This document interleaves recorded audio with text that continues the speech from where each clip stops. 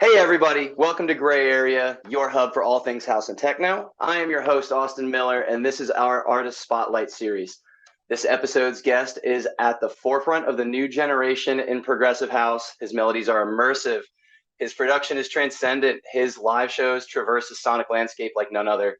Gray Area family, please welcome Juno-nominated artist Jeff Hartford, better known in dance music circles around the world as the one and only ATTLAS. Dude, thanks so much for cutting some time out of your schedule for us today, man.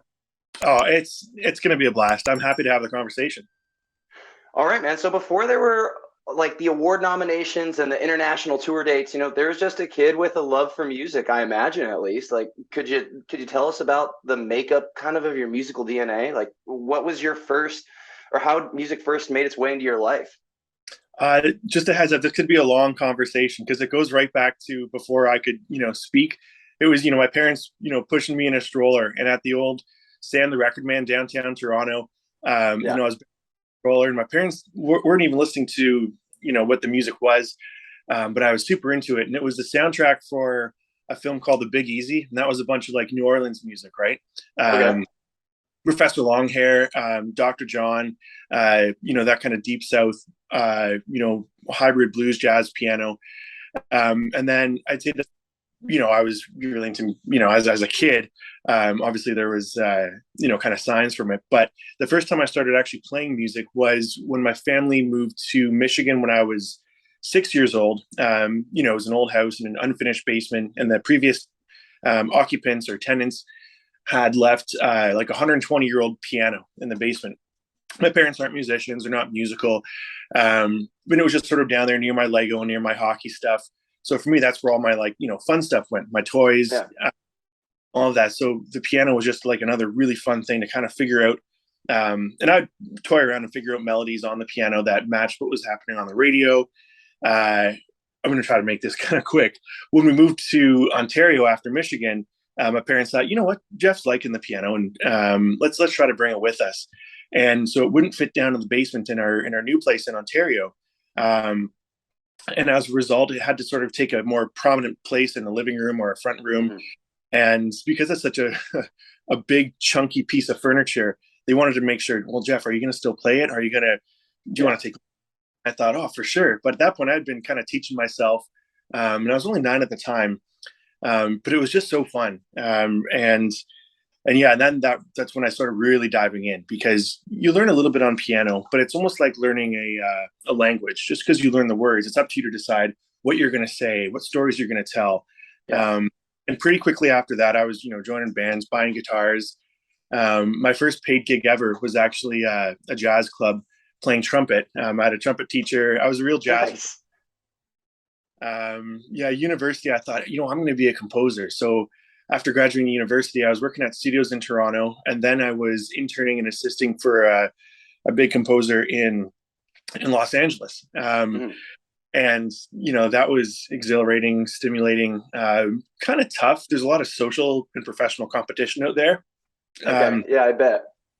But I learned a lot of the sonic tools in that environment that I still use today, which is maybe why things on my side lead a little more towards the narrative, cinematic, ambient side. Just, you get familiar with a certain set of tools or a certain set of Yeah. synths, a compositional style. And it was when I was writing out there that I sort of fell into, or at least fell more in love with, the dance side of electronic. Yeah. And, slowly but surely I was, chipping away at a bunch of demos, which eventually, got me signed by Mousetrap. And then that really kicked off that whole side of the production musical journey. And that's the very, very short version. Yeah, I bet. Well, and so let's kind of backtrack a little bit then. So, getting to work with this, getting to intern as a composer, studying composition in college, what about composition kind of sets your heart ablaze? What kept drawing you back to that side of music? Because composition is not an easy task, especially once you really get into the nitty gritty of it, and Oh you're yeah. having to write for different instrument parts, having to write melodies, counter melodies, the whole nine. What continued to bring you back into composition? I think, actually, no, I'm not going to say a thing. I know. Storytelling. That was the one thing I always loved because we moved around. My family moved around a lot growing up. Every 2 to 3 years, we were in a new place. And so there's not a lot of consistency with maybe your friend group or Yeah. uh, like, the kids in the neighborhood. So it can be a bit socially isolating and you need some kind of consistent thread through your story. Yeah. And mine was my hobbies, and it was a lot of books, a lot of imagination, and Yeah. music was the one. So when it came to composition, yeah, it was also the challenge of it all, but for sure the ability to write character, to write for motif, um, to take your time and be patient. I mean, that's when I started really, appreciating a different sort of side of film, Yeah. which I guess I got my BFA in the first place. Is just how do you tell stories? Is it? I was spending all my time at art galleries as well. But yeah, I think the long form is it's a beautiful challenge. But yeah, you can write character. You can use an instrument as a narrative element. And I think speaking towards at least some of the projects of mine that have really kind of set me apart, or at least done something a little more unique. Hmm. Approach has been specifically and deliberately narrative, Yeah. and I think it's not an accident. It's for sure on purpose. Um, yeah, and I guess that was what drew me towards composition, and to be straight up, I just love that kind of music as well. Yeah. I think there's a lot that you can achieve with like wordlessness.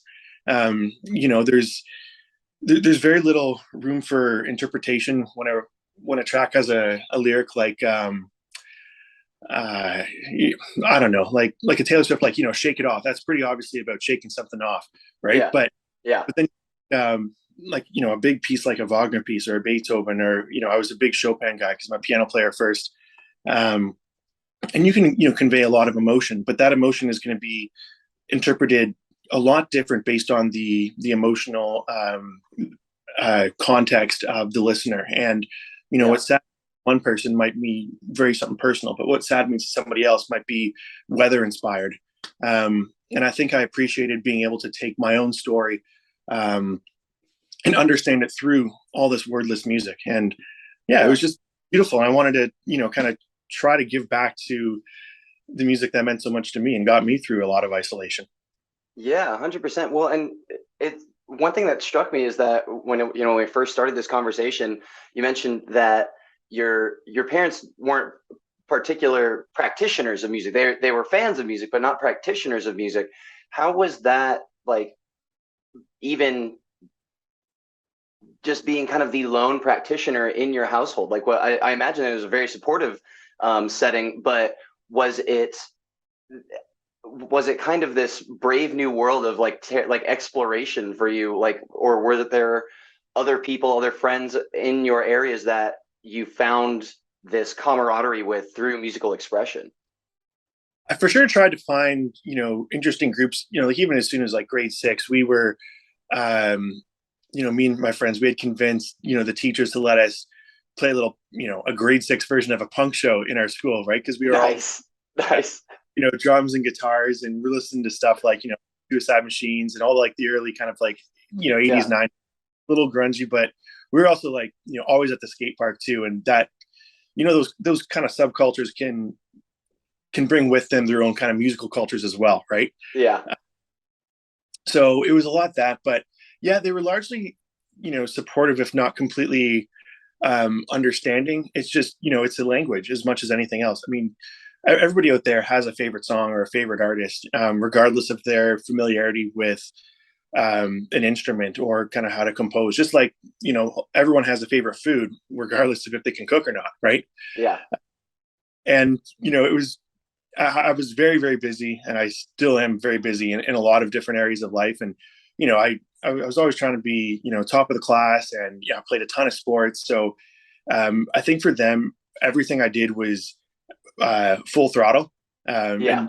and of course, music too, right? Uh, so yeah, they, despite not being musicians themselves, I think my grandparents were huge lovers of music. They were the first ones to kind of embrace every new genre or style and give everything a Nice. chance. maybe that filtered through my parents. They're a little more Hmm. play it safe, but Yeah. uh, yeah, I mean, yeah, it's and my brother and sister, of course, we're also playing music as well, and Cool. yeah, I mean, and now I've got like 15 guitars and banjos and trumpets and clarinet, mandolin. You know, I've recorded like folk albums, and I tried to get those signed when I was like 20, and it's just honestly been music forever. Yeah. I love that. I love that so much. So is piano still like your go? Is that like the thing that still anchors your heart, or in your acquisition of instrumental talent throughout the year, has there been an instrument that's really kind of stood out to you? Like, oh, this one has my heart. Uh, yeah, I'll say that there was a time in my life where I've never put anything above piano as far as what it means to me and how I can write on it. But Hmm. there was I was I was way better at guitar than anything else in my musical journey. Like, do you know Stevie Ray Vaughan? Oh, for Oh, sure. so I had scoured down the original issue Texas Special pickups that he had. I built like a bunch of strats just to his specs. I had Dude, because he was SRV on his big for Stevie Ray Vaughan. I got leather embroidered JDH for Jeffrey David Hartford on my big leathers. nice. Um, a lot of permutations, right? I mean, I was playing open mics as like when I had my hair long, I was trying to be like Neil Young, and I had a big scarf and the big harmonica strapped up. Nice. It's so easy to fall in love with music, isn't it? And I Oh, it think, really is. yeah, I mean, falling in love is well, it's like even you fall in love with a girl, all of a sudden she's the perfect person. And I've Yeah. had a time I've fallen in love with be it a girl or an instrument or anything. But yeah, to kind of circle back for sure, yeah, piano is going to be the start and the end of my story. I'm pretty sure. I love that. Wait, so where did let's kind of dig into this exploration or the dive into that Stevie Ray Vaughan a little bit. So how has your musical taste kind of changed throughout your life, like your lifetimes? Like what when you were younger, what was the first big like genre that you were just absolutely rinsing? And then after that, like I remember the first genre that I like made my parents go out and buy me CDs for, dude, early 2000s boy bands like Backstreet Boys, NSYNC, the whole nine, and then like evolving from there into like a little bit of like pop hip hop, and then into like that classic rock phase that every middle schooler goes through and all that. Like what were your musical phases? Yeah, unfortunately, I don't know if I've actually left any in the dust because I'll still like Third Eye Blind's first album's so good, right? So Oh yeah. like I'll always throw that on, and that's one of the when I think about those first ones, it was a lot about what's being played in like the hockey dressing rooms and uh, what's at the skate. With a lot of the kind of the fun, cool crossover rock. So yeah, it would be a lot of Third Eye Blind and Blink 182, and that's what sort of gets you to buy your first guitar, right? Yeah, yeah. And for me, actually, yeah. So well, I was learning guitar, but you know how I was never like the cool kid, but I always could kind of pull off being good enough to fit in with a bunch of groups. And they said, well, Yeah. we don't have a guitar player for our band, but we need a bass player. My parents said, Jeff, you're playing guitar and piano, and the first instrument you're going to buy with your own money is a bass guitar. And uh, but I wanted to be in a band so bad, bought a bass Yeah. guitar, right? Um, so those early phases were the kind of the first chance you get, but music discovery, as I'm sure was super different before high speed internet, right? Oh yeah. Oh yeah. Like I was, and as like you sort of go through your parents' record collection first, and that was Mm. they had some wicked stuff though too, stuff that holds up incredibly well. Like obviously the Beach Boys, and I'm still to this day learning new stuff that Brian Wilson wrote that's unbelievable, and I'd say he's maybe right at the top of the pyramid as far as the way he kind of composed and his arrangement and sense of melody. But yeah, and that was man. If I'm going through the phases of music, this is going to be a long one. But there's so much fun. Like I could just talk about music for the next 80 years, and this would just we'll Dude, I just. love that. Um, but yeah, and then I started really kind of getting into a lot more of the compositional stuff, especially playing piano and wanting to challenge myself and kind of push further and further. Um, even like, grade 6 and stuff, that's when I started really getting into all the Chopin stuff. Mm-hmm. And always a big jazz guy, always a big blues guy. Jazz mostly for piano and trumpet, and blues was mostly for guitar. Extremely challenging. And then, I think, grade 8 hit, yeah, you said the classic rock phase Yeah. and the high speed internet. I was one of those guys, through the mail, trading Zeppelin bootlegs, because I was like, oh my God, in 1965, they played a 50-minute version of No Quarter. And they said, yeah, but you Yeah. got to show that I don't have. And so you're doing that. And Yeah. I had the SRV on my guitar strap. I also had a big amp that I had how Jimmy Page had like the Zoso symbol on his amp. Oh yeah. Yeah. So I stenciled that on mine, and Nice. Classic. of just about everybody, right? Like um, you learn so much just from trying to think, okay, how did they play that the first time? And then is that a lick you can kind of incorporate? I mean, oh geez, it's like now I'm going back to, like, the first time I heard Bob Dylan and at the skate park, someone put on Times They Are Changing, that album, right? Yeah. Which Yeah. kind of hits. It's a bleak, moody solo record, but I thought, hey, it's cool. And then I was buying harmonicas and learning, okay, which ones do you buy in which keys? And a blues one, you're basically buying the harmonica in the subdominant, and like just all those little tricks you learn. Yeah. And I for sure. Well, because I was moving around a lot, so your friends disappear every couple of years because there's no social Yeah. media. But you can bring your instruments anywhere you go. True. And I bet like the new places that you went also were kind of like also potentially had their own kind of little spin on whatever the music scene was, and depending on the location, if you were moving around that much. For sure, yeah. I mean, growing up, there's your parents' record collection, and they had some wicked stuff, and I'm grateful that they had good taste. Yeah. And then when you start to branch out, and kind of find people that also love music, there's always Yeah. the prog rock kid in school. There's always like the Yeah. jazz, and then you just start hanging out and you're trading licks or trading ideas. And Yeah. my first job was a dishwasher, and I spent all my money buying CDs, and you couldn't really order stuff. So if they had it in stock, you buy it. And that's when I got into all the Leonard Cohen and the Tom Waits and the kind of more esoteric stuff. Yeah. And I loved it. I thought, geez, you can sound like that. Like, you don't have to sound like the radio to have a career. And then stuff starts getting a lot more interesting, Yeah. when you realize that's what music can be. Yeah. That's amazing, dude. And so now let's kind of traverse into your exposure to electronic music. Do you recall the first time that you were exposed to electronic music? The first time that you heard just this weird automated computer noise coming out in a melodic way? Yeah, I'm sure everyone was exposed to different, soundtracks, for films and everything. And I guess you always got to give credit to Wendy Carlos, which is, the big one, being a big like Stanley Kubrick fan. But the first time I was exposed to electronic music, knowingly delving into it as a genre, as an experience, it was Boards of Canada's first album, right? Which is, I think, and then, for a long time, electronic music for me was just, Warp Records, Ninja Tune. It was less the dance side and more, electronic music. It was, I know they call it, what is it, like IDM or whatever, but I think it's just great music. And it happens to be the tools that they, found to express their story happen to be, synthesizers and drum machines and resampling. But it was all that early Warp Record stuff.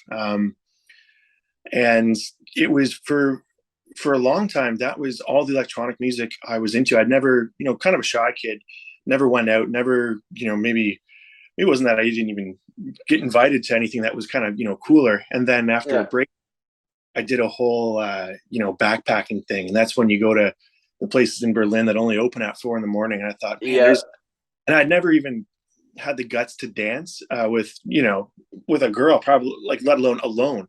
And then I went there. It's not only was the music awesome, but you can actually dance by yourself. Oh yeah.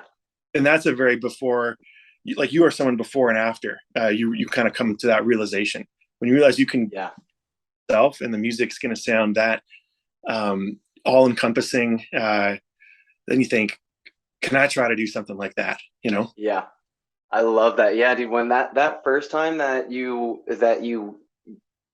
feel that music just uncontrollably move you, is that you hit the nail on the head. That is a life altering experience for a lot of people, and it's cool because it's it gives you another medium by which to express yourself. Like they say that dancing is something that is so incredibly important from just a primal level for the soul, just to be able to express yourself through movement. And so yeah, being able to tap into that and at a club in Berlin at 4 a.m. no less. Yeah. What a way to do it for your first time.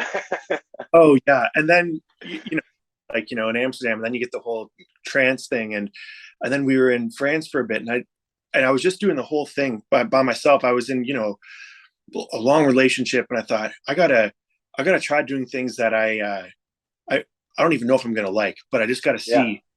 I yeah, figured out something about myself even if I didn't like it, and yeah. of course that I loved it.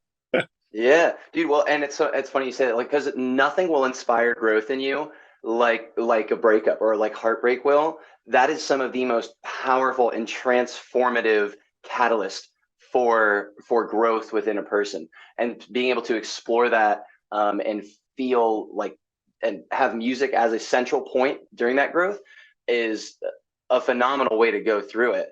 And so as you're exploring these sounds and you're getting more and more into this electronic side of things, you said that the Warp records, those were kind of the first sounds and themes that really captured your interest. Was Yeah, there like a particular track that was especially impactful for you, that when you heard that track, that was just the first thing you had on repeat, the first thing that you were just like, I cannot get enough of this song? yeah, it's so for sure it's got to be Boards of Canada. Like to this day, are you a big Warp guy too? I've recently started to get into that side of things. See, my first, like the first sound that like really captured me was, of all things, like that really heady like bass music, like pop bass music, like Bass Nectar and Oh, like right. Skrillex and stuff like that. But now, like in these past, shoot, what has it been? Oh my gosh, like past 8 years now, it's really just taken the entire turn into like dance music. And so I've only recently started to dip into that like Warp record side of things. Yeah, and so for me, I think the reason why Warp was such a big draw, and Ninja Tune and RNS and Compact and a lot of like Alien Tape and Samurai, and Yeah. I think a lot of it too is because um, it was so compositionally focused, or at least I interpreted it as compositionally focused. And to this day, I feel there's so many parallels to jazz, Yes. that and even some of the negatives about those genres, both jazz and those kind of electronic genres, where there's almost a tough barrier to entry. Hmm. Not It's not always kind of the easiest thing to understand without the understanding the context of the genre, the history of it. Is it being complicated for complicated's sake? And it does sort of push things a little bit further. Um, but yeah, I guess if we're gonna pick one Boards of Canada record, let's go. Everything You Do Is a Balloon. I think Okay. it's I think it's a perfect way to get introduced to Boards of Canada, because it's compositionally haunting. The production is crisp but super unique, and it has that esoteric, um, a little bit mysterious quality that Boards of Canada has, where you can bring to it, a bit of your own, history, emotions, but Yeah. it's just enough that no one else has been able to do it. Yeah. And I think that's where things get really exciting, and that's sort of been the challenge of, I think, most musicians that I've spoken to, and me Hmm. personally, finding that balance between doing something that truly feels like your own, while retaining some semblance of forward momentum career wise, when tastes are a lot more middle of the road. I mean, you talk about like Yeah. a Michelin restaurant, they'll have 10 tables and they'll struggle on their margins, and then you get like a Subway that has a billion restaurants or something, right? Yeah. Yeah. um so what is the success of a restaurant? How much money you make? Is it how Yeah. interesting it, being critically acclaimed but commercially underappreciated? Yeah. uh and I think, yeah, that's maybe a bigger question, but But yeah, I think, there's an evolving version of success for, anybody in a creative pursuit, right? Yeah, for sure. All right, so Jeff, you said that you have a love of jazz here, and it's kind of played out throughout college and throughout high school, playing in different jazz bands and such. Does the do you ever take time to, when you're concocting a new song or a new album, and you're making these layers, do you ever kind of take time to scratch that jazz itch a little bit and maybe improvise over a little bit, or how much improvisation is part of your producing process? It's a huge part. Everything I write, whether it gets released or not, starts on the piano. In particular, I would say for every, I try to include one really kind of cool, structureless, maybe kind of free form, at least time signatureless piece on each record. And I've got a lot more confidence in composing that way on the piano. I mean, I'll write 15 or 20 piano tracks, and then one will end up on the album because Yeah. I know that I'm on an electronic label or something, and I know that if Mousetrap, Dead Mouse's label, you could, as much as you want to just share everything you love, your favorite records. I've never had one of my favorite compositions do well, and it's quite like the inverse. But yeah, all my favorite melodies are the result of sitting there for a very, very long time and just hitting record, and and then I'll have 2 hours of melodies or harmonies or just different voicings, and sometimes those will turn into something awesome, sometimes they won't. But you gotta, it's like when you're on a vacation, or you're with your girl or something. You got to take like 50 pictures to get one good one, right? Yeah. So yeah, a lot of piano records just to get one good melody or one kind of or one hook. But yeah, I mean, if you go, there's the second album I wrote. There's this record called "Thunderstorms from the Balcony" on it, and that's that was Out Here Together, correct? Yeah, Out Here with You. Out Here Together was like, yes. Yeah, the mixed version of it. Yeah, and that was sort of like, which I loved, by the way. I loved that mixed version of it. The story that was told through just the extended mixing of the entire thing with the extra dialogue samples. I love that, dude. It was very much kind of tying it back around to one of our keywords in this conversation so far. It was very cinematic in its representation, and it was very much a full experience. So just need to give the props to that because I thoroughly enjoyed that listening. Oh, thanks. Yeah. So that's very like narrative focused. And that was like, one of, sadly it was one of a couple pandemic albums, but yeah. And those are, a track like Thunderstorms from the Balcony, I'll probably write, 8 or 12 tracks just like that. And then one will like the electronic context that, the label and what they're doing and how the Atlas project's perceived from the outside. Jeff, the musician, and then there's like Atlas, the project. You know what I mean? Yeah, for sure. Well, do you ever have any inklings of like launching a separate project from Atlas, to whether that is electronic focused or dance music focused, or whether that is like classical or jazz focused? Because it's not uncommon to see other artists like within dance music and they have like jazz projects on the side. I know I can't believe I'm blanking on his name right now, but the saxophone player for Big Gigantic has a whole separate like jazz side project that he goes and tours with. Yeah, I've definitely thought about, it's hard because you want to be confident in what you do. There are days where I'm quite confident in, like let's say you had a whole album of stuff like Thunderstorm from the Balcony kind of writing. Do you know the piano player ATTLAS? Piano player, has these solo piano records, but also is a writer and producer for stuff like Feist and Drake and all that. So I always wonder, is it, you've spent so much time building up, what Atlas is, but when I think about it, like the first record of mine that had like 1 million streams was quiet ambient piano piece, and that was Yeah. still on dance label. Yeah. um, and I, sometimes I kind of want to, remind them that I know what their branding is and everything, and touring is a big part of it. But if the records that are connecting and racking up all these streams are just me sitting at the piano, maybe it's okay to encourage that side, but then it's Yeah. also, do you want a restaurant with 100 things on the menu? And that's sort of the Yeah. battle that, um, do I want Atlas to be, okay, you're going to get a show at 128 beats per minute and it's going to be this sound, you can count on it? Or do you want Yeah. to say, is this, this broad spectrum composer, producer, live act?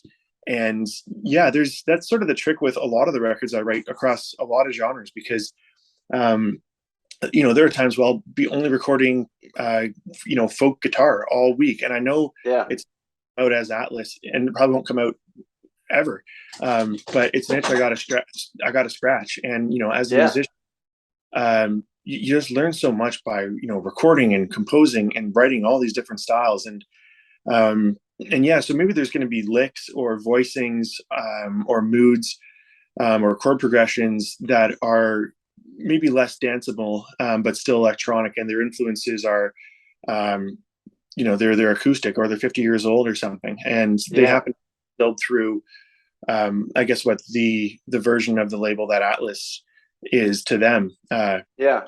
It's for sure a trick. So to answer it simply, yeah, geez, if someone could go through my hard drive and say, wow, look at all these 300, 400 tracks that never found a home. Yeah. I think we can shape this as, a really cool Atlas album, or let's partition these off into its own project. I just Yeah. think, you spend so much time writing and composing, that maybe those records, they don't need to die on my hard drive. Maybe there's a place Yeah. for them. But Yeah. I'm not the hardest person at figuring out what that place is. I'm happy, Yeah. right? Yeah. But I'm not a marketer, Yeah. Yeah. I get that. Well, and I love that you kind of touched on the idea of, um, and you kind of or you kind of used the analogy a little bit earlier as well. That idea of this one like Michelin star restaurant versus like a chain of Subways or something like that, because your library and your sound, it like the energy and aura that is conveyed through your writings, through because it's to just listen to one Atlas track does not do the project justice. Like you really have to listen to an entire project all the way through to experience those ebbs and flows, like the mix of emotion that comes through it. And it's a whole journey. It really is a whole journey. And until you experience that whole journey, you only have a fraction of an idea of what the project is about, or at least that's what I experience as a listener. I imagine everyone's listening experience is different, but I think through that it connects with listeners, or it helps listeners to connect with the music and with you as an artist in a way that other kinds of music can't, in a way that just that simple, like over and over. There's a time and a place, and don't get me wrong, like dude, I can get down in a club to some Boots and Cats at 128 all night long. Oh, sure. Yeah. But it's scratching a different itch. It's almost not even in the same realm. It's not, you're not, the two aren't serving the same purpose. And I think being able to appreciate and really internalize the journey that is being conveyed, like through your projects, that's something that I think has taken you so far as an artist, and has garnered the following that you do have. And I think that's really, I mean, it's been amazing for me as a listener, because I'm going to be honest, like progressive house, just that general, just like ebb and flow has never really been like just the thing that really drew me and that really just captured my heart. And once I started, once we like set up this spotlight, this interview, I started like listening through your library, and man, I'm a freaking prog house guy. Well, maybe I'm not a prog house guy, but I'm an Atlas guy now. I'll tell you that much. Like I love the pieces that I've heard, and I've had your mixes on repeat. I'm trying to find more of your mixes online, and just like more of your, like I would love to see video of a live show as well. because I think just the experience that you're conveying and the opportunity for people to dive into those unspoken things that music can inspire within you that we were talking about earlier, that opportunity that you're providing people is something really special. Well, and to be honest, I think it's I've had a hard time with it. I've written a lot of music, and I know, well, we all know how electronic music it's got pretty specific partitions set up, for sure. and bookability is almost based on predictability. You got to know what you're Yeah. and like the first time I had like I said, for getting signed to Dead Mouse's label and getting to like collab with him and hang out, like we did a record in his studio, and that's kind of like a high BPM tech trance hybrid record, and that was so to work on and write. And then I put an album out this year that I basically bled myself dry to write, and I don't think anyone either understood it, or there just wasn't like the marketing push. But I thought I wrote my absolute heart out on it. This one character. There's like a piano record on there called Reminiscences of Youth, which is it's based on this it's the title of one of my favorite paintings at one of my favorite galleries.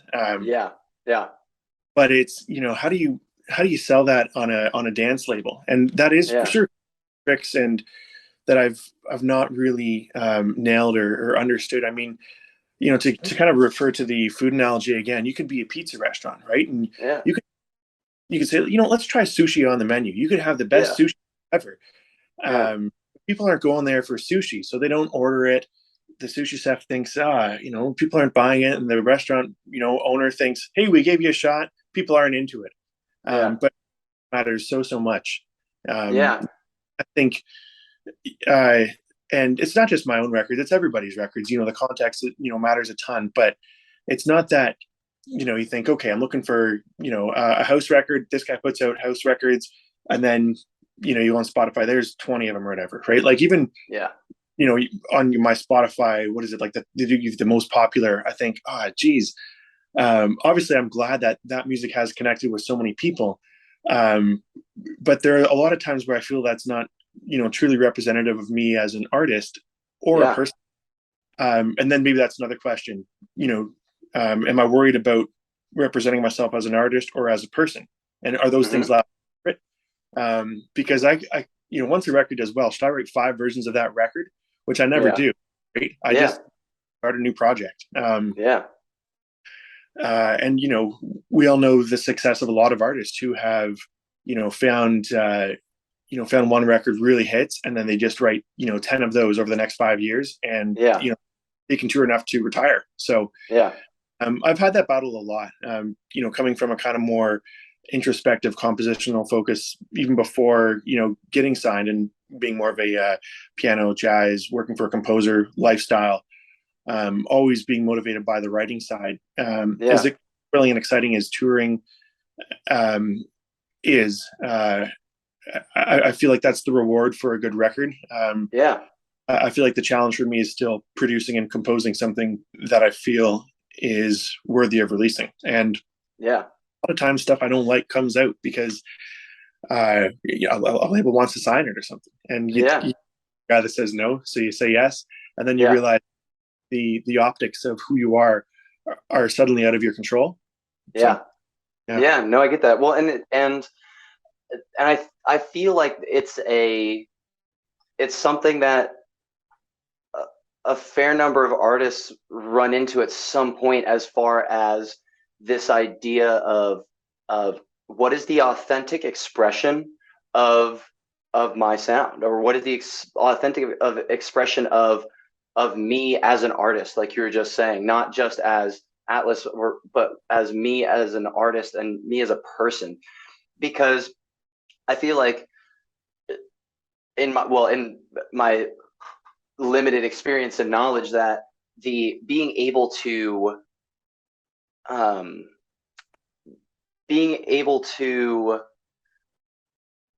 bridge that gap between like who I am as a person and who I am as an artist, and like try and align those things as closely as possible. I think that like brings the most authentic expression of your sound. You're able to take what's in your soul and put it into a recording, and it sounds like you are very capable of doing that. I mean, shoot, man, like you're saying that you're able to record, like you've recorded folk albums and all that, which I would love to hear sometime. Because I can, being based in North Carolina, the folk music is heavy here. But the, yeah, being able to bridge that gap, I think is part of that artist journey, and being able to, and the business side then becomes a part of it. Yeah, for sure. Like that, being able to find the appropriate outlet for that. And whether it's in two completely different veins, or if you find somebody in the same vein that's able to convey it in a sense of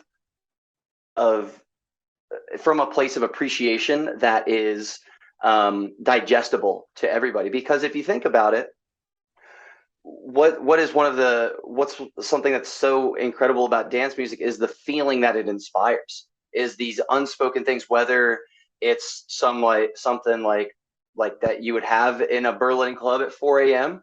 that's just making you like dance uncontrollably by yourself, or whether it's like an ambient track that is just giving pause to sit and feel it kind of wash over you, like the closing track of Carry It With You, Afterglow, it was, right? Oh yeah, and I mean, yeah, and that was very that that's like, the denouement of a psychedelic experience when everything's warm and colorful, right? That's Yeah, that. exactly. Yeah. Yeah, and so but like a track like that, exactly that washing over you, there's that radiating glow, like being able to convey both of those things, whether it's conveying this, making you dance, or whether it's conveying like making you stop and bask in it. You know what I mean? Like I think those are two, we're talking about crossover, those are two parts of the same end goal, is conveying experience, conveying feeling.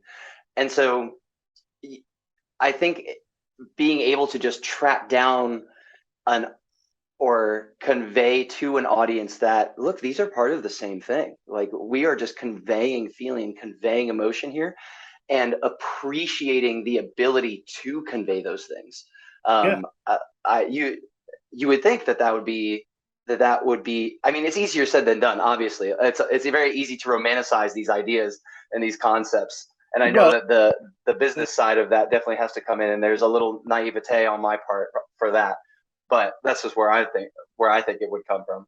well, and to find another parallel, no one on earth would say, yeah, calamari and biscotti go great together, but you'd say, wait, they're part of a great meal. Like you can Yeah, start there, right? yeah. And I think, yeah, it's, to kind of go back to one of the first questions, you asked, yeah, all these things are narratively focused for me. Mhm. Yeah, selling books. I'm more of like a book, art gallery, go camping, fishing kind Yeah, of guy than I am uh, anything else, right? So, yeah. and yeah, and that is sort of, I guess, as this is an introduction or in an overview of what Atlas is. Maybe this is my one chance to say that I think I know what it is, but it's always a it's always a battle when the projects you do kind of for deadlines and all those things are the ones that seem Mm. to dominate the focus of what people think you are. And then an album like Carry It With You, it's a lot of influence by like really kind of fuzzy dub techno stuff, and a lot more kind of hybrid ambient thing. I mean, I wrote it at a pretty dark time mentally, and Hmm. as a exercising those emotions. Yeah. And you get booked to I mean, I've shown up at clubs and they say, hey, you played a lot heavier than we thought you were going to. And I think, oh, okay, cool. And then I'll get booked for something else, and you know you'll be going on at 2 a.m, and the guy before you was playing like really hard fast house or something. And so Yeah. you got play a certain genre, but then you get some, some quiet folks at the front who maybe this was the first time they went out to a club because they really liked your chill out records, and Yeah. they spent the money and they give up their evening to come see you. And I'm trying to balance, geez, am I trying to make sure the promoter's happy? Am I trying to keep the energy up at the club? But then these Yeah. people, they give up their evening and bought a ticket because I wrote something kind of quiet and pretty that Hmm. helped them through. And to be perfectly frank, I think I've never found um, the best way of balancing those. And maybe, should I be more selective in the records I release? Should I be more specific in, the way I, play the shows? But it's hard when you love a lot, right? Uh, Yeah. and sometimes you think, I've played that record out the last little bit, and you find something that you personally, you dug through Beatport or on 1,001 track list or on Hmm. SoundCloud. And I want to see how this sounds loud. Yeah. And it's awesome because you're exposing them to a brand new record they haven't heard, or is that selfish because they came there to hear your stuff, and you're indulging your own preferences. Yeah. Um, and it's tough. I don't know. I mean, uh, and even going to see artists that I love, I'm sort of split on what I'm hoping for each night. Yeah. Yeah. Well, and it's interesting because it's like, and it's to tie it back around. It's all kind of part of an an overarching experience. There's so much room for various kinds of expression through one artist's set. There's so much room for what you might get as an audience member, and I think it almost, at least from an audience member perspective, like it really kind of comes down to expectation management. Like, I mean, there is something pleasing about going in with an expectation and hearing what you're expecting to hear and be like, yep, that's the itch I was hoping to scratch right there. But and maybe this is just a perspective that I have, like from being able to interact with artists such as yourself and hearing the processes and the thoughts that and the emotions that kind of go through their heads as an artist prepping these things and trying to come up with something that will please the most parties involved. But just appreciating that this is the way that this person chose to express themselves in that night. And that, I mean, and that's really just that's it's learned listening. Almost, it's purposeful listening, it's thoughtful listening. um, but at the same time, it's not fair to expect everybody to be able to do that either. That's, I mean, you really have to be a lover of music and be exposed to a lot of music and love a lot of music to kind of garner that ability to listen thoughtfully and listen from a place of total non-judgment and like minimal expectation whatsoever, and just appreciate the experience of what you're hearing in this very moment right now. And so I'm managing that as an artist. I can only imagine how how mind numbing that can kind of be sometimes, and almost like how it can almost challenge you, and the expression of your identity as an artist as well. Yeah, for sure. Because no one says, I'm going to go to the Coldplay show, and I hope they don't play. I hope they don't play The Scientist. Yeah. Yeah. You go to a show like that, you say play the hits. Like you've Yeah. been to. They say we're gonna play something new, and everyone's like, I don't know, right? Yeah. Um, I mean, you want to, and that's the I think the unique thing that electronic music can both a offer, and b challenge itself with, because we're in a place where I'd say mostly I'm a I'd say like a writer, producer, songwriter, Mhm. and you want to go and show those records off. You think, wow, this record connected with you, and you saw I was on lineup, and the only reason you knew my name is because of a record I wrote. So obviously you're going to the show because you liked something I did. Yeah. But then that's that side of it. But there's also the whole DJ culture where they're expecting curation and Mhm. novelty, right? You take like a Ben Clock who Yeah. hasn't doesn't really put out records, but is a DJ, right? Yeah. And you're hoping for those twists and turns over a long set. But then nobody's going to go to a Porter Robinson show and hoping they don't hear any Porter Robinson tracks, right? Yeah. Yeah. And I've really found that to be like a struggle. Like I've got confidence in my ability to write and produce, but things sort of shift and evolve. I mean, because I've never really had that kind of breakthrough tour or show or anything. We had one planned that was going to be awesome. Then the pandemic hit, and then that just switched. Like I'm finishing up my fourth album since 2020, and I mean, no matter how great those like chill vocal records do on certain radio stations or playlist or that, when you're going on at at 2 a.m. On a Thursday, the people listening to those like chill vocal records, they're not going out at 2 a.m. on a Thursday, right? Like the that are out there, it's a very different crowd. So it's such a different game, and it's one that I've never really figured out because you hate letting people down. They say, "Man, great," but I was like, "Dude, you can't show up, at a dark box of a club, with something pretty." I mean, the guy for you, you're going to mix in, right? You're going to say, "Okay, what tempo are you at, and what are you playing?" Okay, I'm going to mix in. I'll loop, and then you can sometimes find your way back to your sound. But yeah, I'd say honestly, I'm good at some stuff, and there's other times where I still feel like there's a lot of opportunity to really shape things. Like maybe does my tour have to be in a planetarium next time, right? Dude, that'd be so sick.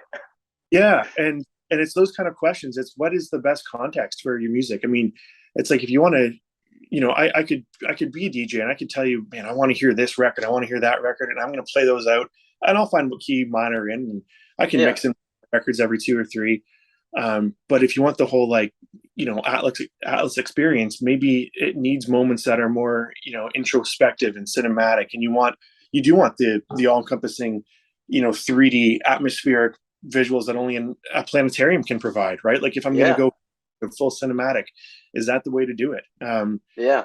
Because that was something sorry, go ahead. My bad. Oh no, I'm just saying, like, that's because of like the real spectrum, especially when you get into the album. Like I know albums aren't I mean, if you're trying to hit a bunch of streams, you don't do it with an album. You focus on a single, you bring in the vocal in the first 15 seconds, everyone knows like the formula. But an album, like, it's an art form, and there's certain ideas that you can only put in an album. Like to go back to those ideas, we're talking about Reminiscence of Youth or Thunderstorms from the Balcony. You can't do those as singles. They don't work as a single. But they're, in my opinion, they're too good to just die on your hard drive. And where do they fit? Well, they have to fit on an album, right? They have to be part of a large story, and that's the only way to release them. And so, regardless if only one track off the album makes it on a playlist or connects with people, the rest of the tracks only fit in if they're part of a story, and that's how you got to write them.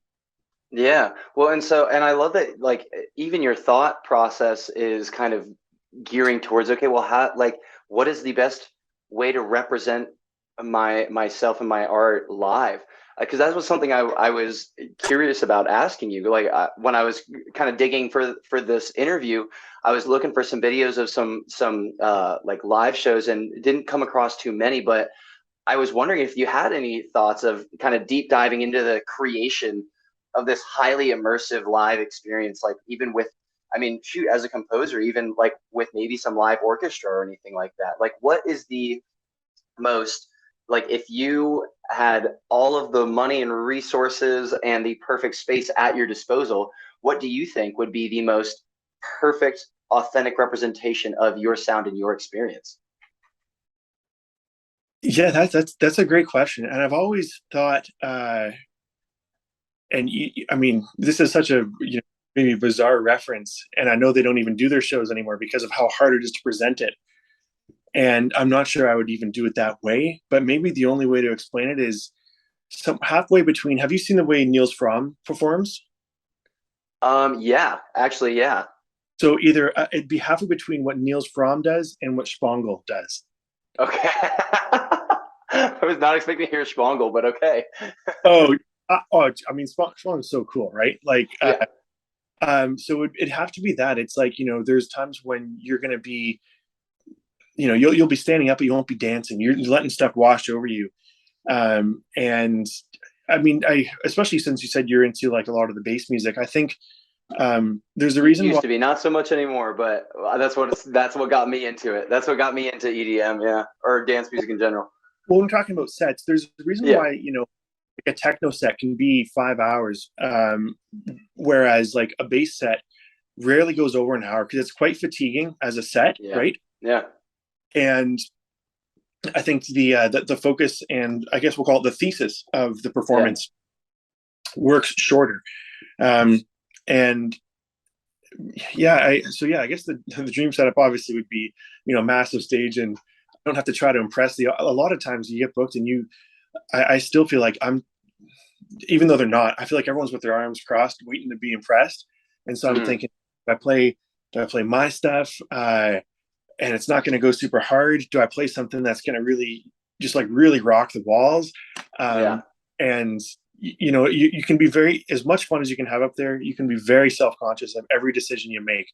yeah, Should I, you know, 16 bars earlier? Should I have opened with this track? And then instead of waiting for them to have a good record, I open with a great record, and then I have a lot more freedom for the next, five mixes. But yeah, uh, yeah, I'm at an interesting point where I've, put out so much music, way more than a lot of like some of the big touring acts, and but the big touring acts are so focused on being, a live show, yeah. and that's great. I've been a studio guy, um, and how do I find the balance between the two, or is it time to say, okay, I've got enough records, let's use those ingredients to shape something really cool live. I mean, Yeah.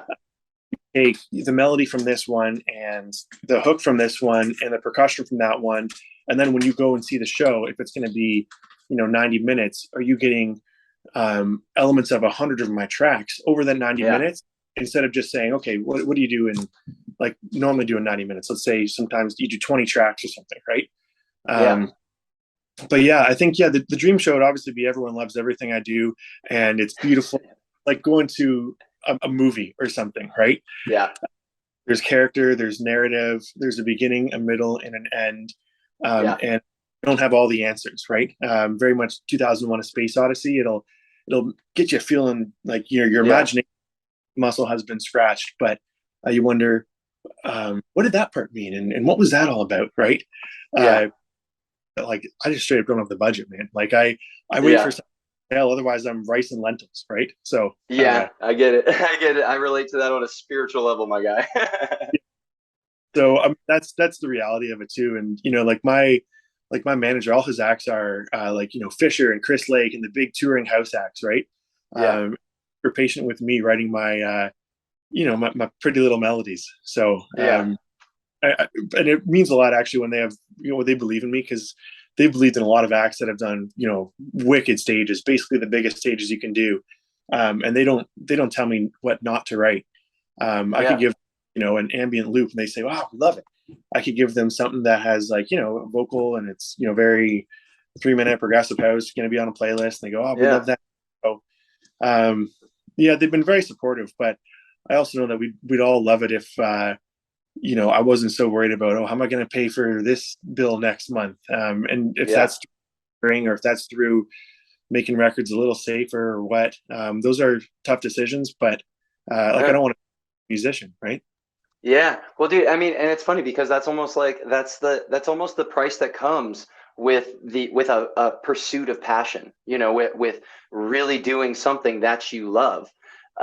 There's this stability that's almost sacrificed a little bit with it, um, because because you have the opportunity to traverse territory that few other people have. But because few people have traversed that, like, into that realm, um, there's there's not this guarantee of stability and return on it.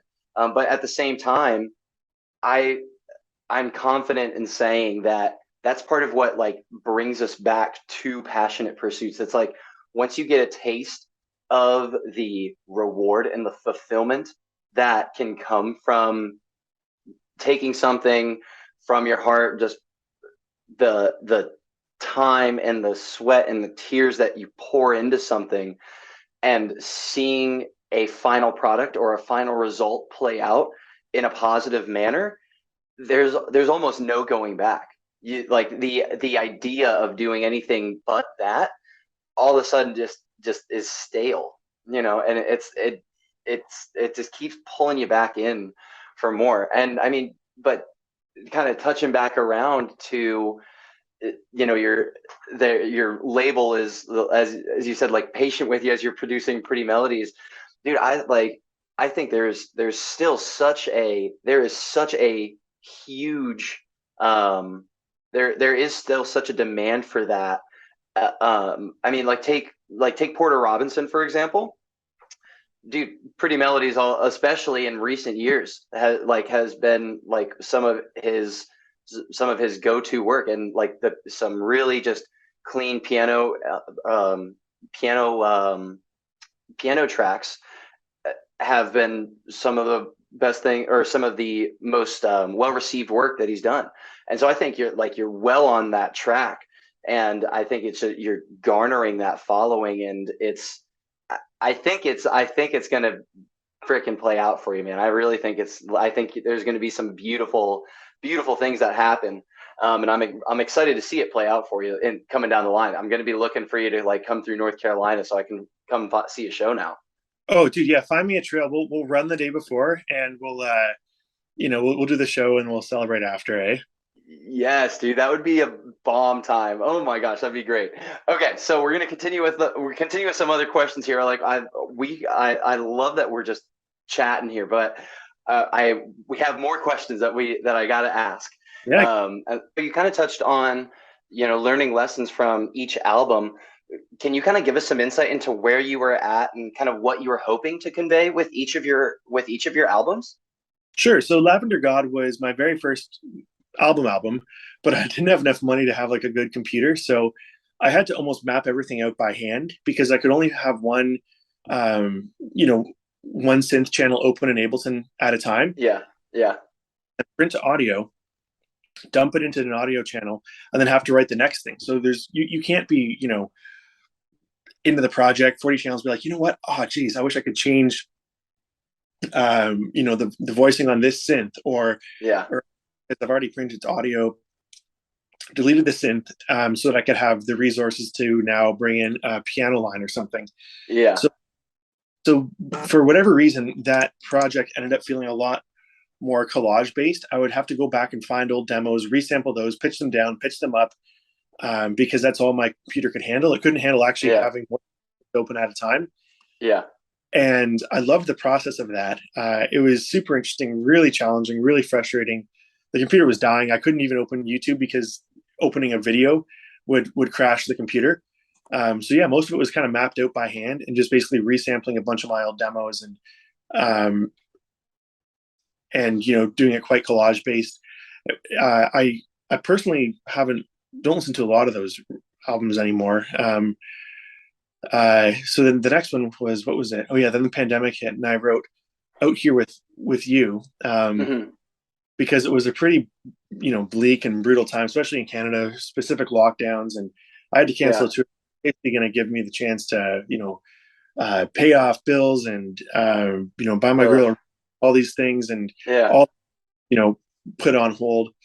You had to move back home, and the only respite from that darkness and that frustration and the self was like running, canoeing, camping, fishing with my girl.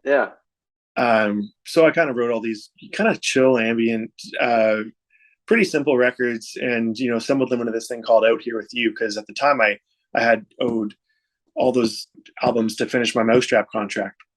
I was so worried about Out Here With You, almost to the point of like embarrassment about it, and thought people were gonna like rip me. I've never felt like a lot of love in music. I thought I wasn't dancey enough for the dance crowd. I wasn't smart enough for the Boards of Canada crowd. I'm not cool enough for the underground crowd. I just sort of do my, and it feels very kind of lonely, and I'm very like I've never looked at like a comment or like a Reddit thread or anything in years, because I saw one really mean comment, and that was like probably 4 years ago, and since then I haven't been able to get the guts up to go online, Yeah. and so I I put that out, and I was very sad to put it out. But it was sort of just, just like a journal entry of a record. You know what I mean? It Yeah. was, I was, if it wasn't for, being out there with Melissa, out here with you, and that's her on the cover of it, eh? Yeah. I probably wouldn't have survived the pandemic. I mean, there's a lot of people I know that had tough times with, addictions or suicide. And it was a dark time for a lot of people, especially musicians who, or anybody that was in something that was so socially focused. Hmm. So yeah, to this day, that I wrote it just as an act of survival. But I Yeah. know it's a little softer, and it's weird to like apologize, because if it came out, alongside, um, if it was rebranded in kind of more of that Tycho kind of Yeah. artists, maybe it would have done different. But it was on like a Dead Mouse label, and that audience expects something. So I'm not Yeah. hard on it or whatever. Uh, and then, likewise, coming up to Carry It With You, the last album I owed to Mousetrap, that was very much like an even more desperate kind of active survival. And there were things that I had gone through and my family went through. And the whole idea of Carry It With You is, all the good stuff and the bad stuff, as hard as you want to move on and forget it or process it, you just carry it with you. Hmm. Um, and that's sort of how I wrote that record. And none of them have any vocals because I didn't have the money for them. Like clearing the Yeah.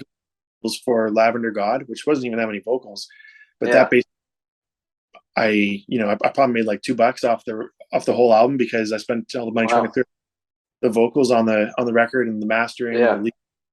so uh yeah. And those are the three albums. Like, I personally feel I wrote my heart off for Carry It With You, but I also I had to write that just kind of stay alive Yeah. um and survive. And I tried to do something with it that maybe didn't fit into the dance, because maybe there was a fork in the road maybe 30-40 years ago where electronic music split between electronic music and dance music.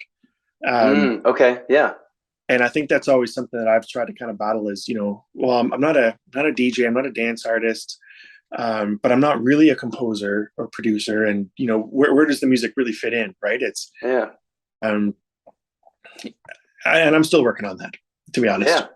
um Yeah. Well, and it's interesting, but at the same time, it's like, why does there need to be a label or a box on it? Like, and that's like bringing it back around to the idea of just like that thoughtful, listening, that just that appreciation for what it is and the experience that it conveys, and the journey that it brings listeners on. Um, because I mean, well, you might say like not really DJ, but not like a composer producer. I think just as much of an argument could be made that you're also very much both, you know. And and I think that that's just a beautiful thing, is that the fact that that it almost not it I wouldn't even say that it has a hard time being boxed. I say that it transcends the box, and I think that's kind of like the path that it's almost on, is it's like it's operating on a higher wavelength than something that can just be contained into like this sect, you know. that's what I'm like really trying to do. Like, my girlfriend and I, we're not fancy or materialistic. We're just trying to figure out, you know how do we be ourselves, Hmm. and let that sustain us. and Yeah. and music's tricky. And these next few projects I'm putting out are going to be a real smattering of things that are going to be, edited for, this label wants that kind of, track. And then there's things that are going to be a lot more self-indulgent musically that I'm personally proud of. But I think, especially if you come from a jazz background, you know how hard it is to sell stuff that leans a little more academic, right? Yeah, for sure, for sure. But those are the things that I think, challenge and motivate me and drive me forward as a musician. I there I've come to those kind of those bridges a few times where all of a sudden, like, a record will do really well, or it'll get a great placement, or it goes off awesome in a club. So you think, well, do I just keep writing that over and over, Yeah. and build a live experience about this one magic energy that I tapped into, or do you say, well, I want to, I push myself to write that, but I want to push myself to write something else. Hmm. I might push myself 10 or 20 records in a row that just don't connect. Yeah. And I still don't know what the right path is, but uh, you know, it's all come from a love of writing composition. Like, just because I didn't sign the folk and banjo records that I wrote doesn't mean I didn't learn something in the process. Just Yeah. because I left LA to sign with Deadmau5's label, it doesn't mean that I stopped loving composition and writing for motif and geography with okay, the cellos are going to come in Yeah. now, and when do you, just because they could play the same note, when do you use a trombone versus a French horn, and why would you Yeah. insert because the timbre is different, and or maybe it's approaching a different frequency when the same F will feel a little more pinched in this instrument than that one. I mean, I Yeah. love those motivations, and but I also recognize that sometimes those are quite selfish motivations. But Hmm. yeah, then it's like, well, when you get to the point where you can use music to pay your bills, should you write for should you write for the audience, or should you write for yourself, or is there a Yeah. middle of a Venn diagram, right?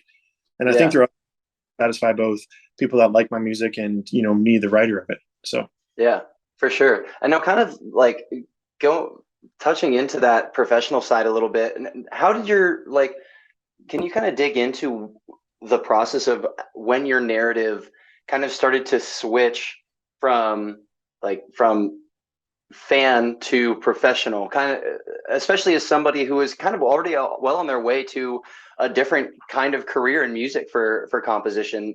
Like I think I stumbled upon something saying that you even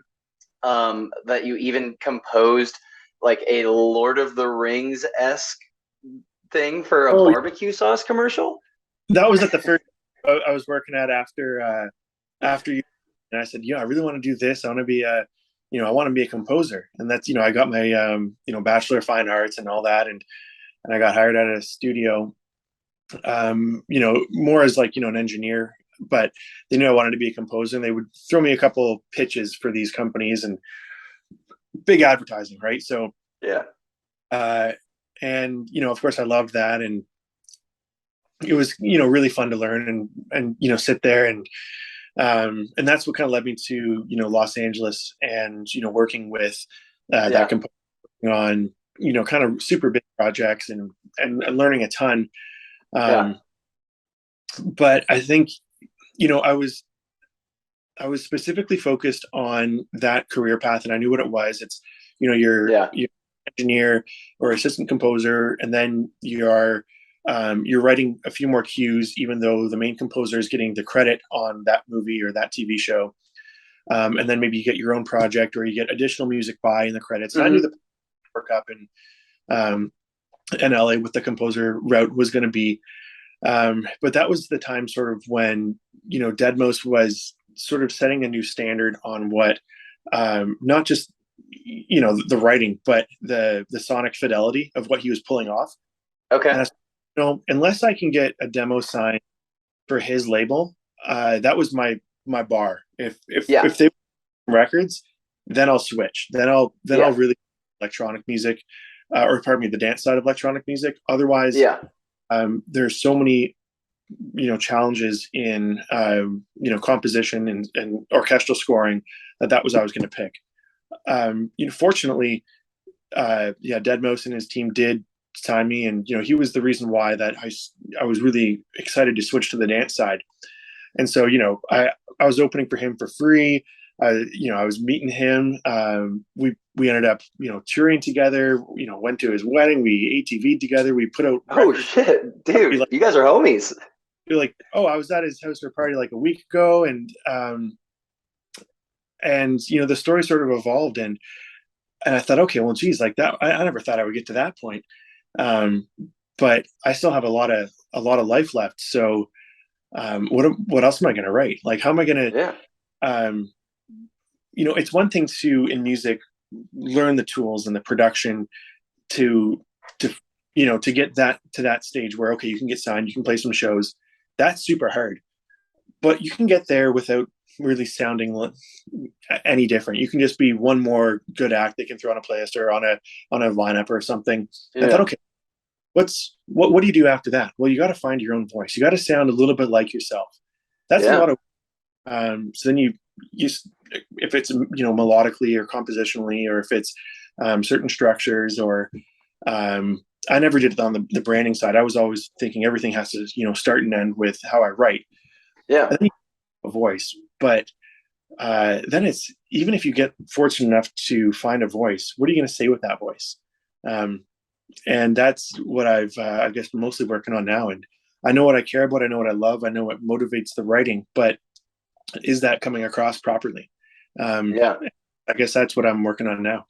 I love that. I love that what you just said, that even if you are fortunate enough to find your voice, what are you going to say with that voice? I love that. That's, yeah. I mean, that's something that like needs to be considered. Like, what are you going to do with that opportunity? How are you going to choose to express yourself? What are you going to choose to, what are you going to choose to define you? I think I love the thoughtfulness of that. Well, and that's the thing, I'm sure you've read obituaries, right? I've never seen an obituary say, "Oh, and they worked 80 hours at the office," or, "Oh, you should have seen, how big their bank was." Yeah. It's all, it's the character qualities. It's, they were there for me in a jam. They always found a way to help others. And, at some point, you and I are both just going to be an obituary, right? Yeah. Yeah. And those are pretty short. They're maybe get paragraphs, right? Yeah. So, yeah, not to say I'm looking backwards trying to write my obituary in real time, but yeah, you become very aware of these things after you go through certain experiences in life, and you see close people to you, not get the chance to write the full story, and to have their story be told in hindsight or past tense, and to have the chance to play some shows and put out some records is a thrill. But can you, or should you, do something more personal with it? And I don't but I know that I asked myself the question, and maybe that's what a lot of the music is. It's looking for the answer, but if you don't have the answer, what do you gain by asking the question? For sure. Well, and that kind of like that ties in perfectly to kind of what I wanted to ask next.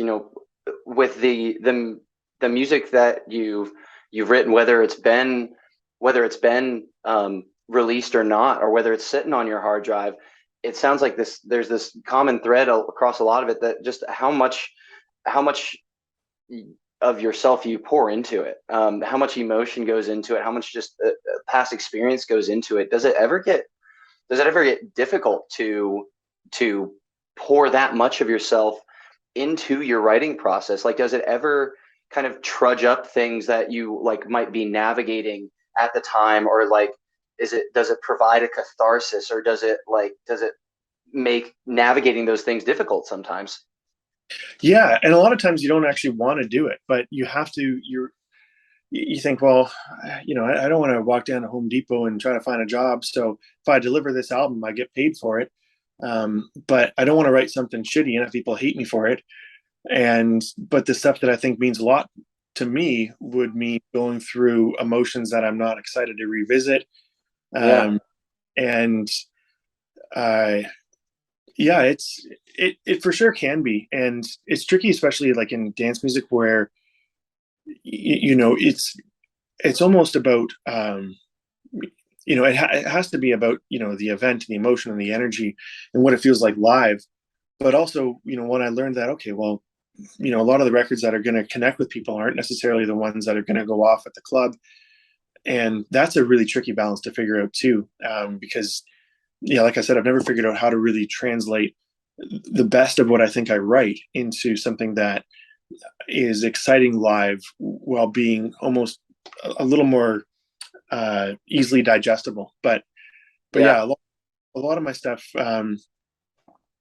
Well, and a lot of that I just don't put out. I write it because I have to write it, or because, Hmm.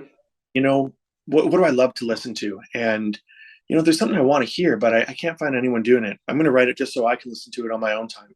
It's not Yeah. going to release it, but I kind of wanted Yeah. to hear it. And it's sort of, how everyone has like a weird food thing, like maybe they'll put pickles and peanut butter on their grilled cheese, and they know they're not going to Yeah.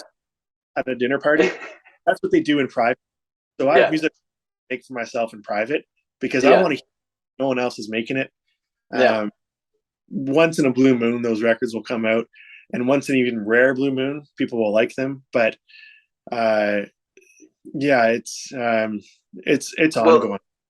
well, to your point about, you want to hear music that like you haven't heard, but you want to hear it, and so you make it.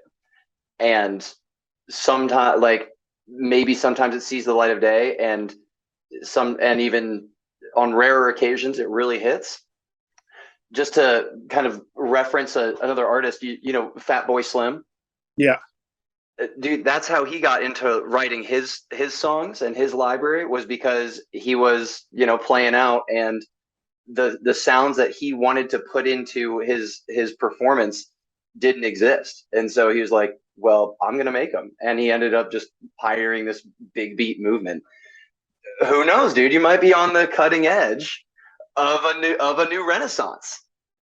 yeah. I don't even know if I want to be on the cutting edge. I just want to find a way to understand myself. It's hard enough being in my own head, let alone inviting everybody else in there. True. Yeah, I get that. Yeah.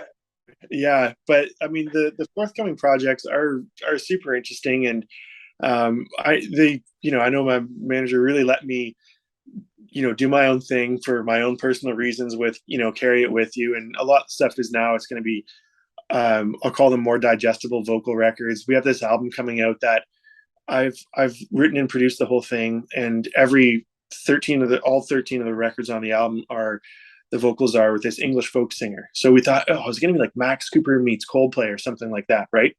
Uh-huh.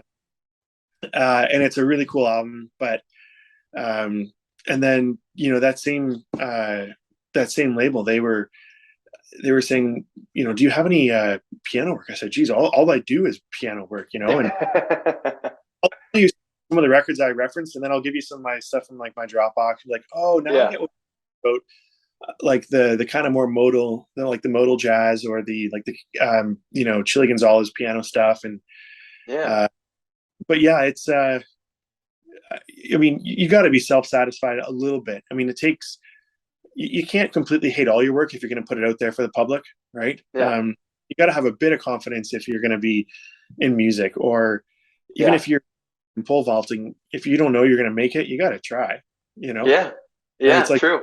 on the weekend, I wasn't sure how I was going to go, but I told my girlfriend, I said, look, I'm not going to DNF. And I'd rather die up on those mountains than come home a failure, right? So, Yeah. and maybe that's not just in that one area of my life. Maybe it's in a few. So Yeah. Well, dude, and I'm and tying it back around, like, I mean, that's part of chasing your passions. Once you get that taste of it, you'd sooner die than do anything but that. And I think it's a beautiful thing. But touching into something you kind of just brought up, how how much of you look through your socials and all that, and there are some incredible like landscapes that you visit, and you said that you've mentioned a couple times that you're quite an outdoor enthusiast, we'll say. How much of that, um, getting out of the studio for someone who loves composing so much, and how much of that time out of the studio is important for you as an artist and you as a person, and what does that time out of the studio look like? I would say all of the time is important, which was yeah, that's what I read about. I mean, even going back to there's an EP called Charcoal Halo. So Charcoal Halo was like my girlfriend's got these blue gray eyes with a charcoal halo around them, and I Yeah. wrote on they're called Cypress Lake, and that's a lake that we go to. Or on Lane 8's label, I put out a 2-track EP called that had Faya, which is a lake in Algonquin. That's one of those, like it's like a backcountry loop that we do, and which is awesome because if you roll your ankle or you break a bone, you're 3 days of hiking away from even cell reception, right? Oh no. Oh no. Things like, we love doing. And it gives you something to write about too. I think if I hang out just, in front of the computer, my songs are going to be about hanging out in front of the computer. If you're at the club all the time, your songs are going to, sound like they're about the club, which is, awesome. And it works because you figure out what that is. And if I'm, if I'm outside a lot, like looking up at the stars and, what the wind smells like when it's coming through that tree, or what the wind smells like when it's blowing through those plants. Those are the things that you want to write about. And I think the more stuff you have to distill and try to find the outlet, musically.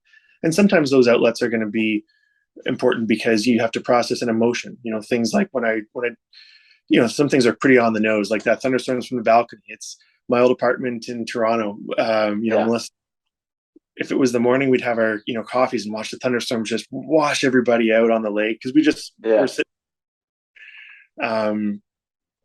it's easy. And I've got so many records that I've never put out that are just specific geographic references. Right.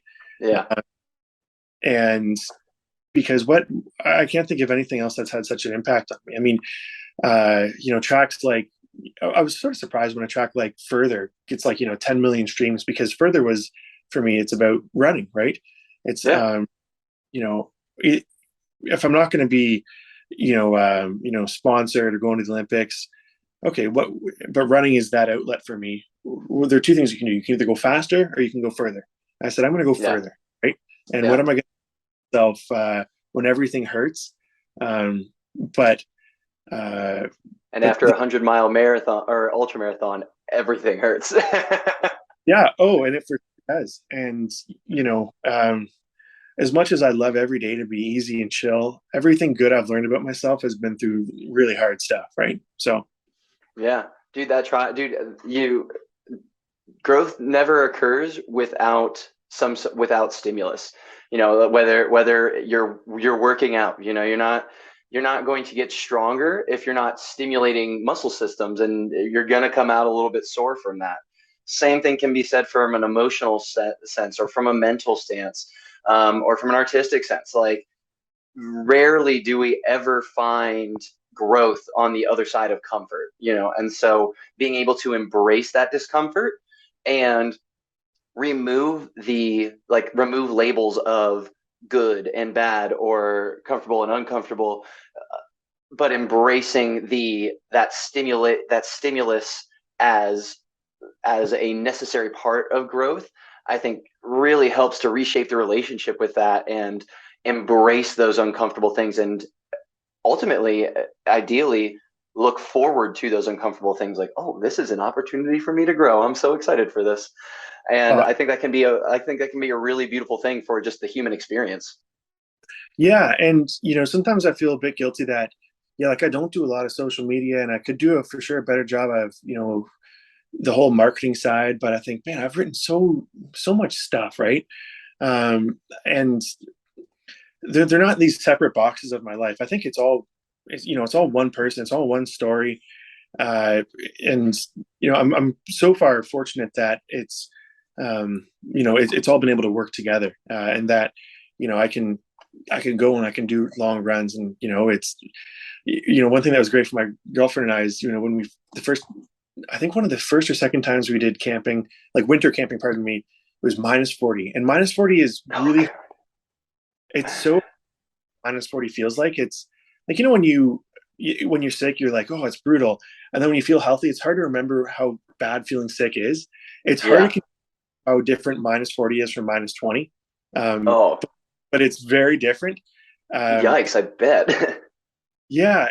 But it's those things. It's like, why choose an ultra marathon? But the people that, you meet at the aid stations are incredible. And the people that you're running with at different chunks of time. And like the first time I ran an ultra marathon, I broke my ribs like 2 weeks before. And it was such an awful experience. But but I realized, I deliberately chose something brutal and hard, and it took me a while to figure out what I learned from it all, but I learned something, right? And I tell you, those things are still a lot easier than like the music industry and dealing with, Yeah. promoters and labels, and and who you gotta kiss to get on a Spotify playlist and all that Yeah. nonsense. Like, I'm Yeah. sure you and I both know there are artists that are better than most people out there that have maybe like 1,000 plays because the game just isn't something they're participating in. Yeah. And then there's artists like, I'll send you some of this, like Prince of Denmark stuff, right? Prince of Yeah. Denmark digital release, um, and basically retired a few years ago. And maybe if you were lucky enough to go to Berghain once in a while, you caught him. But he just sort of said, if you go on, Discogs, right? Yeah. Yeah. So Yeah. yeah, so you can go on Discogs, and if you want to get this stuff, maybe if you have like 1,300 euro, you could get one of his old vinyls, but that's it. Okay. Uh, and some of those acts, they build the lore up around them, and all that. Yeah. But there's not one way up the mountain, right? And I think when you talk about music, some people are they're really popular on social media because their energy's in social media, but maybe they tour well because their energy's in their live show, or they Yeah. stream well.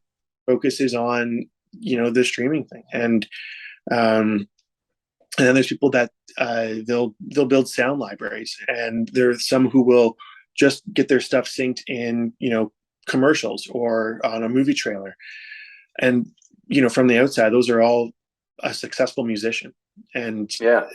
there's a lot of ways up that mountain. On if you want to have music pay your bills, how many ways are there to do it? And I'm Yeah. sure to be a brand new way to do it. In Yeah. 5 months, there's going to be another brand new way to do it. Yeah.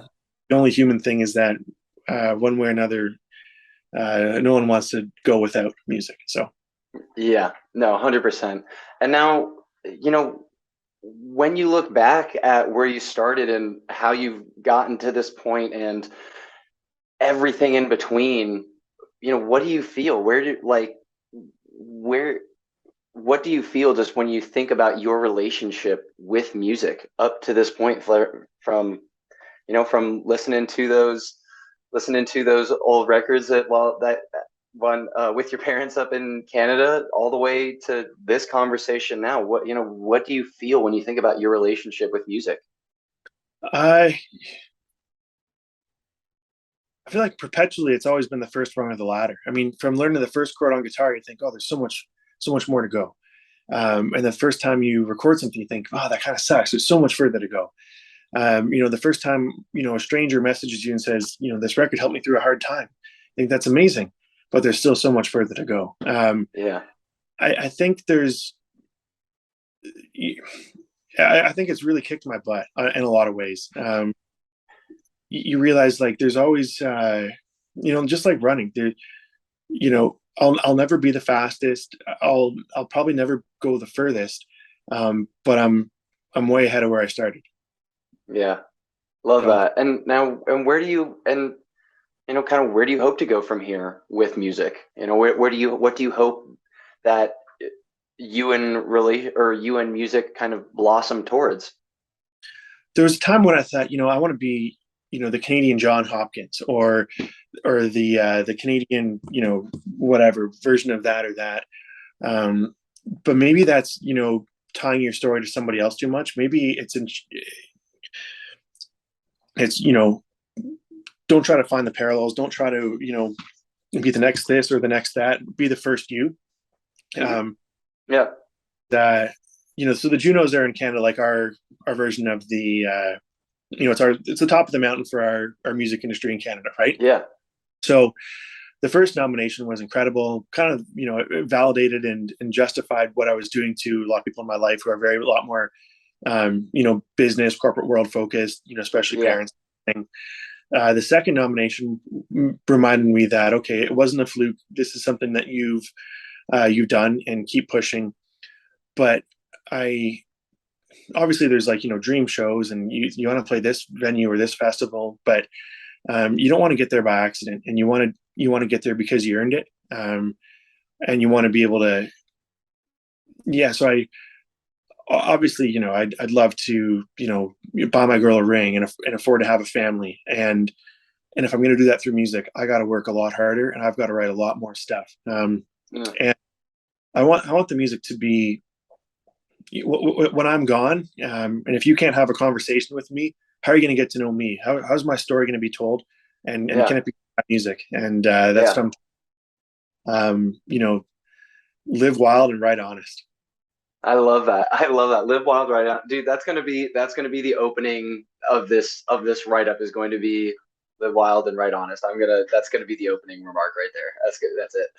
Now, so what advice might you have for anyone who wants to turn their passion for music into a career, who wants to try and chase a career path with it, or even what advice might you give the younger version of yourself who's just starting to see that this passion can become a career?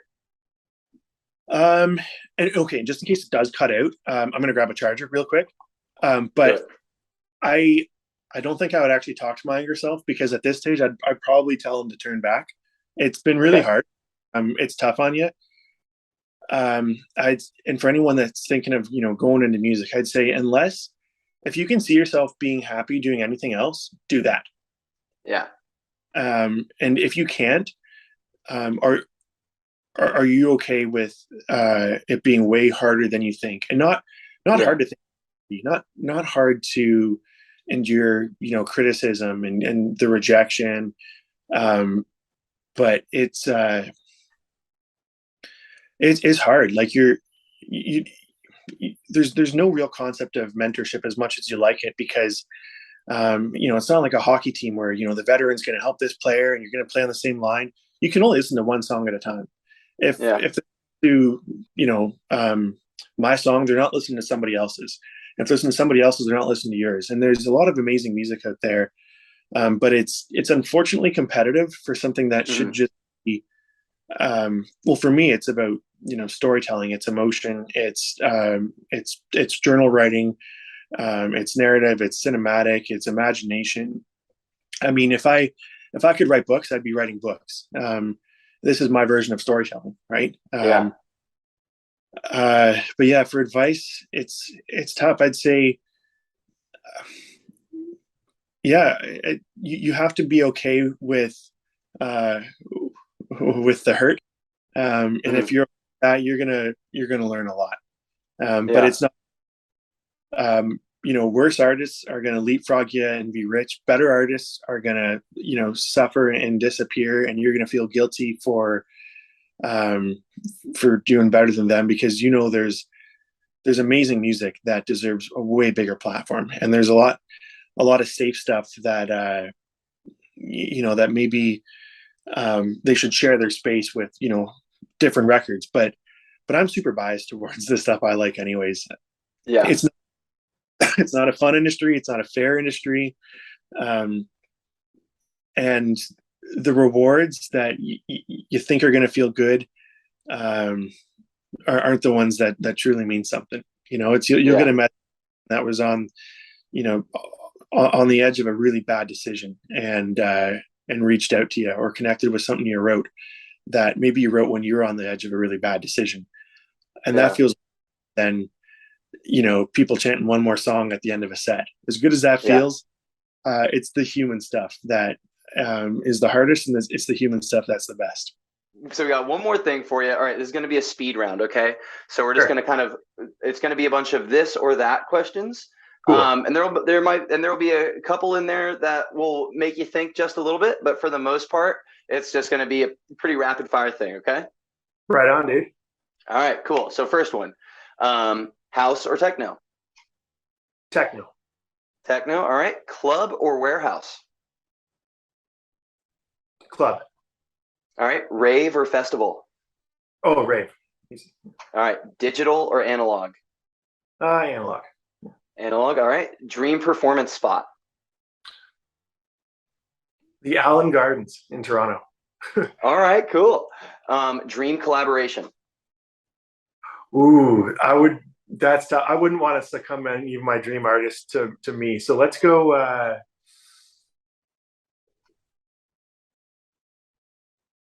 dream collaboration. I don't always love collabs, because I think, Dream collaboration. Let's go Bjork. Okay, yeah. Okay, cool. Best concert that you ever attended as a fan? John Hopkins and Clark. Yeah. Nice. All right, the last concert that you attended as a fan? John Hopkins and Flume. Nice. Okay, what's your drink of choice? Oh, whiskey. Yeah. Whiskey. All right, neat or on the rocks? Yeah, whiskey neat. Yeah. Yeah, cool. You walk into a house party, all right, and someone hands you the aux. What song are you playing to get the party going? Oh man, what kind of party is it? We're just talking we're just talking a house party, Okay. just a yeah, Fort, just a grade A rager. yeah, Fortet, only human. Nice, dude. Oh, gotta love some Fortet. All right, so now it's the end of the night, and the house party's winding down, and you're closing out the night with the track as you're walking out the door. What song are you putting as you're walking out the door? A walking out the door track, eh? And we're Yeah, sort of like started with Fortet. How's it ending? yeah. Okay, one second here. Oh, geez, there's so much cool stuff. Uh, I'd go a Prince of Denmark record. Yeah, it's a perfect like Nice. dub techno. It's like an 11 minute, basically an 11 minute kick loop, but it's a great way to find a denouement to an evening. You know, Love that. Love that. Okay. Secret talent. secret talent. Um, chess. Let's go chess. Yeah. Nice. All right, cool. That's a good one. All right. If you could have dinner with three people, dead, alive, past, present, who would it be? Uh, okay, that's awesome. I'd go my grandpa, Bill Watterson, who writes those Calvin Hobbes comics, Yeah. and um, for my grandpa, Bill Watterson. I want to think who my grandpa would want to sit with. Let's go Scott Fitzgerald. Yeah. Nice. Dude, I love that you said Bill Watterson. That's a name I hadn't heard in a hot minute. And I lived on Calvin and Hobbes from like 7 to like 12. I couldn't get enough of it. Me too. Nonstop Calvin and Hobbes. Yeah. Okay. Guilty pleasure food. Guilty pleasure food. These days, a lot of it's guilty. Um, French toast. Okay. French toast. Nice. All right. Would you rather face off against one horse sized duck or 100 duck sized horses?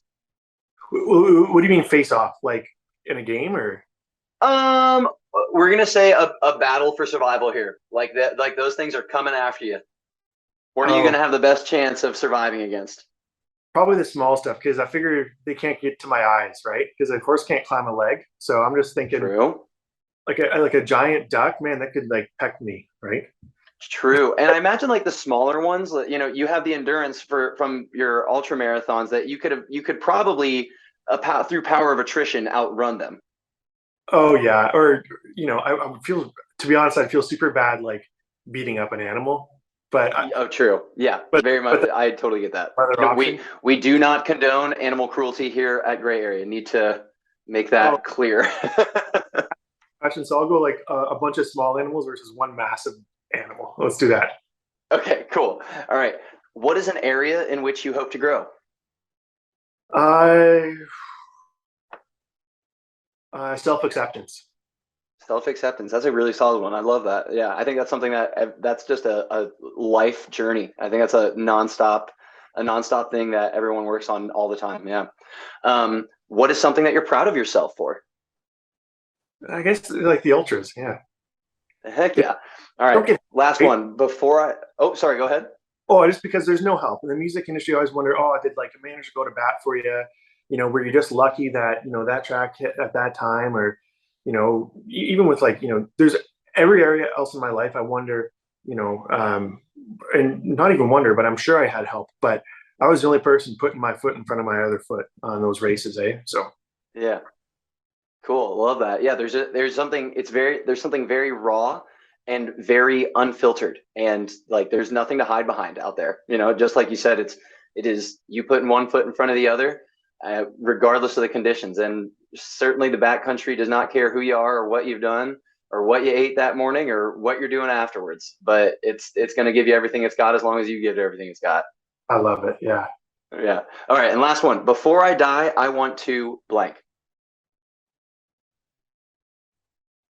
Before I die, I want to be ready for it.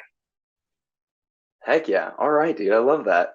All right. Well, Jeff, dude, that's all we got for you, my friend. Dude, this has been an absolutely incredible conversation. Your music has this very rare ability to convey this sense of familiarity with an artist. Like I think the fact that you pour so much of yourself into your music, coupled with the fact that you have this incredible technical and compositional ability, gives you this freedom to explore and clearly express those like unspoken sensations and feelings that are like the deep pockets of the human condition, like through music.